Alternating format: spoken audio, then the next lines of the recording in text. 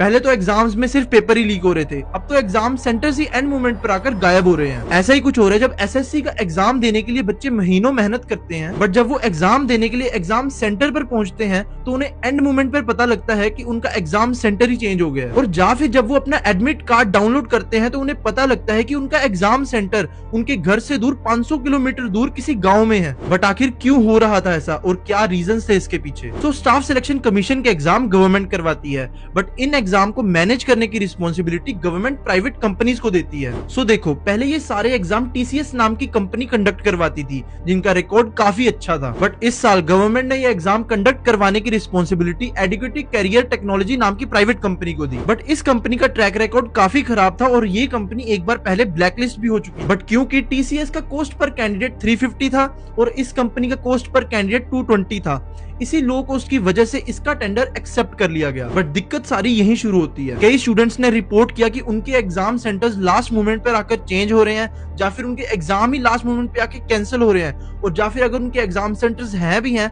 तो वो उनके घर से 500 किलोमीटर दूर किसी और रूरल एरिया में जाकर हैं। और इवन जो एग्जाम सेंटर्स उन्हें मिले थे उनकी कंडीशन भी काफी खराब थी। वहां पे बेसिक फैसिलिटीज नहीं थी, इलेक्ट्रिसिटी नहीं था, कुछ भी नहीं था। और जो स्टाफ वहां पे एग्जाम कंडक्ट करवा रहा था वो भी बिल्कुल अनट्रेन्ड था, उन्हें बिल्कुल भी ट्रेनिंग नहीं दी गई थी कि कैसे एग्जाम कंडक्ट करवाते हैं। जिसके बाद स्टूडेंट्स और टीचर मिलकर प्रोटेस्ट करते हैं, बट इस प्रोटेस्ट के दौरान टीचर्स को ही अरेस्ट कर लिया जाता है। और अब स्टूडेंट्स ये डिमांड कर रहे हैं कि इस कंपनी को ब्लैकलिस्ट किया जाए और एसएससी इस पूरे केओस की रिस्पॉन्सिबिलिटी ले। बट सोचने वाली बात अब ये है कि इतने बुरे पास्ट के बाद भी गवर्नमेंट ने इस कंपनी को टेंडर कैसे दे दिया? क्या इस सारे केओस में गवर्नमेंट का भी हाथ है? आप अपना ओपिनियन कमेंट सेक्शन में जरूर बताएं।